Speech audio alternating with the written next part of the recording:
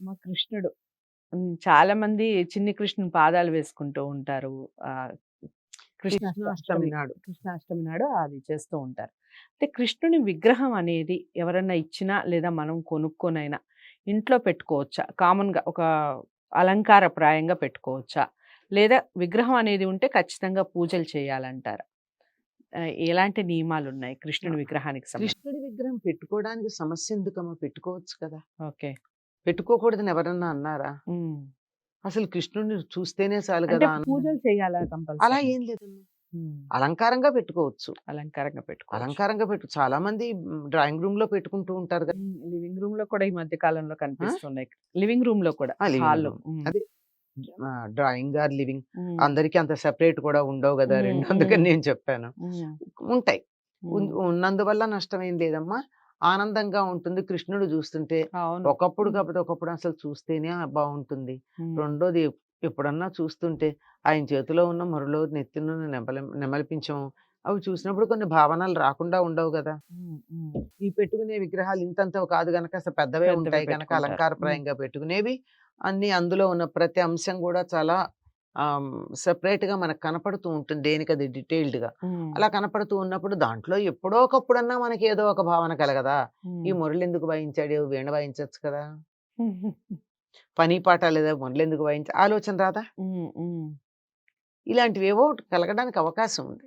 అందువల్ల తర్వాత ఒక్కొక్కటేమిటంటే ఒక విగ్రహం ఉండడం వల్ల ఆ విగ్రహం యొక్క కాంటూర్స్ ఉంటాయి గదమ్మా! హ్మ్. హ్మ్. వంపులు. ఈ అవును. వంపులు, సొంపులు ఏవైతే ఉన్నాయో వాటి వల్ల పాజిటివిటీ పెరిగే అవకాశం ఉంది. ఓహ్! ఒక గీత ఇక్కడి నుంచి ఇక్కడికి ఇలా గీసిన దానికన్నా, హ్మ్. హ్మ్. ఇలా గీస్తే దాని విలువ ఎక్కువొస్తుందట. ఓకే. ఓకే. ఎనర్జీ. హుహుహు. కనుక ఇందులో ఎన్ని నగిషీలుంటాయి, ఎంత అందంగా ఉంటాడో. అవును కదా! అందువల్ల హ్మ్. ఉండే అవకాశం ఉంది. చక్కగా హ్మ్. పెట్టుకోవచ్చమ్మా. నిజంగా ఉంటుందమ్మా. అలా పాజిటివిటీ పెరుగుతుందా ఆ వంపుల పెరుగుతుందా వల్ల? లేదా? అదేమి ఒకటుంది ఎనర్జీని కాలిక్యులేట్ చేసే యంత్రం చిన్నది తయారు ఓకే. ఓకే. చేస్తారు. ఆ! ఆ! దాని ప్రకారం ఒక గీత గీస్తే దానికేదో ఇంత ఎనర్జీ ఉంటే, హ్మ్. దాన్నిలా హ్మ్, అందంగా మెలికలుగా గీస్తే ఎనర్జీ పెరిగితే, హ్మ్. పిచ్చి గీతలు గీస్తే ఎనర్జీ తగ్గితే, ఓకే. ఓకే. ఆహా! అలాంటివి ఎక్స్‌పెరిమెంట్ చేసినవున్నాయి. హుహు. అంచేత మనకు ఆ ఎక్స్‌పెరిమెంట్స్ అక్కర్లేదు గానీ, ఆ! మనం కృష్ణుడివి. చక్కగా అలా మనకుంటే బావుండు. ఇక ముగ్గులేసుకోవడము, లతలు పెట్టుకోవడం ఇవన్నీ చేస్తూ ఉంటాం. హ్మ్. హ్మ్. మీరే చూడండి వాతావరణంలో ఖాళీగా ఉన్నటువంటి నేల కన్నా, దాని మీద ఒక ముగ్గేసుకుని మీరు ముగ్గులో కూర్చోనక్కర్లా. హ్మ్. దాని మీద నేల మీద ముగ్గు వేసి మనం ఓ పక్కన కుర్చీలో కూర్చుంటే కూడా మనకి అందంగా బాగా అనిపిస్తుంది. అనిపిస్తుంది. ఆ! ఈ బాగా అనిపించటమే పాజిటివ్. హ్మ్. హ్మ్. అదే పిచ్చిగీతలు గీస్తే ఎప్పటికి కంచెలేద్దామా అనిపిస్తుంది. అవును. హ్మ్. సో, అంచేత విగ్రహాలు పెట్టుకోవచ్చు చక్కగా. పెట్టుకోవచ్చమ్మా చక్కగా పెట్టుకోవచ్చు. అమ్మ కృష్ణుడి విగ్రహమేనా? అసలు ఏ విగ్రహాలైనా పెట్టుకోవచ్చా ఏ అసలు? విగ్రహాలైనా పెట్టుకోవచ్చమ్మా. అమ్మవారి అయినా పెట్టుకోవచ్చు. పెట్టుకోవచ్చు.